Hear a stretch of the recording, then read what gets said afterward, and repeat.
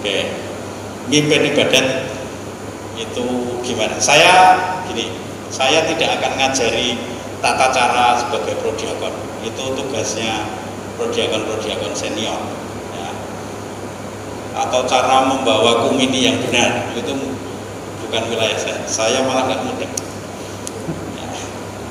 Tetapi saya mau men-sharingkan dagingnya. Kalau saya membawa komini ini, apa yang harus saya lakukan? Kalau Anda sedang krisis, Anda mengirim komini untuk orang sakit, mungkin Anda akan berhenti di tengah jalan, lalu ngomong, aku mau poin ini, saya tak gawa roti cilik atau adoh, dan wongnya sedikitnya orang. Itu krisis terjadi misalnya, dan Anda nggak ada maknanya membawa hostia kecil, tubuh Kristus. Ya. Tetapi ketika Anda setiap hari berelasi dengan Tuhan, berdoa dengan Tuhan, punya quality time dengan Tuhan, ini menjadi ada maknanya. Apalagi Anda punya pengalaman diselamatkan oleh Tuhan. Dan ketika Anda membawa komini ini, saya membawa Tuhan untuk orang yang juga ingin diselamatkan oleh Tuhan. Orang yang mungkin sebentar lagi menghadap Tuhan. Perasaan Anda sebagai utusan akan tebel rasanya. Anda akan bersyukur sekali. Entah akhirnya yang dikirimi itu hidup lagi atau meninggal, tetapi Anda sudah berusaha bersama Tuhan, bekerja sama, menyelamatkan orang yang dalam sakrat maut. Ya. Itu beda sekali kalau Anda tidak pernah berdoa. Maka yang tidak pernah berdoa, tidak pernah berelasi dengan Tuhan, ini semuanya tugas, nggak ada makna. Ya. Maka berdoa itulah satu-satunya cara kita, istilah saya quality time. Quality time itu tahu ya, kalau dalam keluarga Anda pulang kerja jam 6 sore pulang, nanti sampai jam 7, jam 8 itu makan malam bersama istri, anak, dan gayeng ceritanya gitu.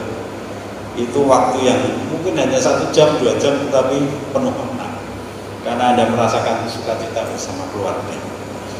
Saya sejak novisiat itu doanya 1 jam meditasi atau kontemplasi,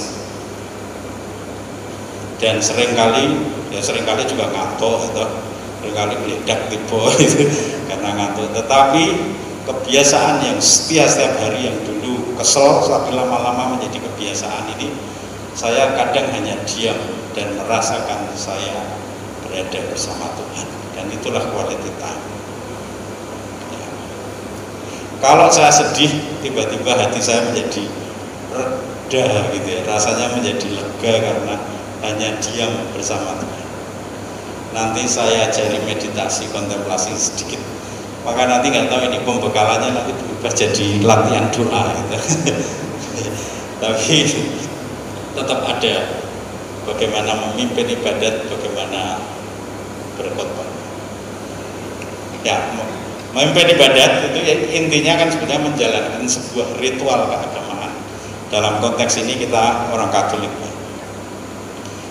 Sebetulnya kan itu yang terjadi. Jadi ketika kita pakai jubah, pakai samir, lalu ikut romo di misa, atau membawa ini, membawa itu, membawa hostia harus seperti ini, harus seperti itu. Ini semua adalah ritual. Yang kita alami mungkin pertama kali ketika jadi prodiakon itu senang banget, bangga gitu ya. Aku jadi prodiakon, bangga. Aku dipakai oleh gereja. Lebih bangga lagi, jadi asistennya Romo, podo-podo nganggo jubah. Sampai jalan bersama Romo itu, kalau misal saking bangganya itu yang manduk-manduk prodiakonnya. itu sering terjadi gitu ya. Saya nggak masalah dengan itu, tetapi berbanggalah dan berbahagialah sebagai prodiakon. Waktu latihan tata cara itu mungkin kita masih gembira, masih semangat ya, jadi prodiakon saya dipakai oleh gereja. Lalu supaya berkualitas saya belajar. Saya beli buku di Canisius, memaknai ini apa sih maknanya, simbol ini, simbol itu, atau sakramen ini, sakramen, semua saya pelajari. Dan ketika saya belajar itu sebagai prodiakon kita masih di kepala ini. Ya.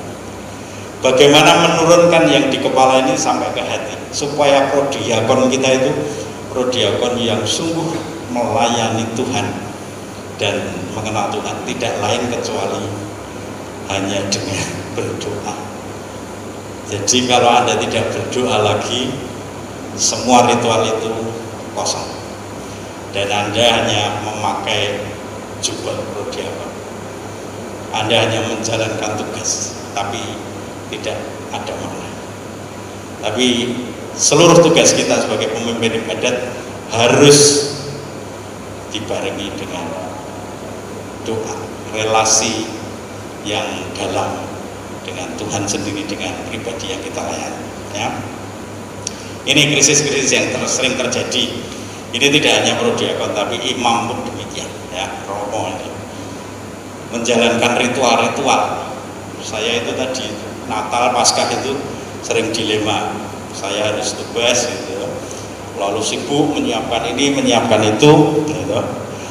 Ya ada senangnya, ada bangganya karena menjadi artis sepanjang zaman itu di tengah-tengah altar dilihat banyak orang, tetapi saya tidak berdoa.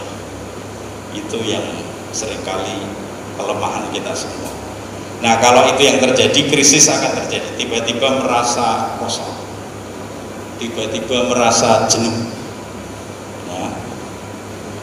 Lalu kita mulai bertanya, apa sih maknanya? Pernah krisis nggak yang prodiakon membawa salib Yesus pada saat Jumat Agung, diarak dari belakang ke tengah, dicopot pinggirnya dulu, pinggirnya sana, lalu bawa, lalu tiba-tiba mencium. Ini mencium patung ini ngapain sih? Itu kalau kita krisis itu terjadi karena kita tidak menemukan maknanya lagi. Maka intinya adalah yang kita layani adalah Tuhan, maka kita pun harus mengenal Tuhan dan kita pun harus punya cinta pada orang pribadi yang kita layani. Ya. Maka tidak mungkin, atau bagaimana mungkin saya mencium salib Tuhan tapi kita tidak punya relasi yang dalam dengan Tuhan.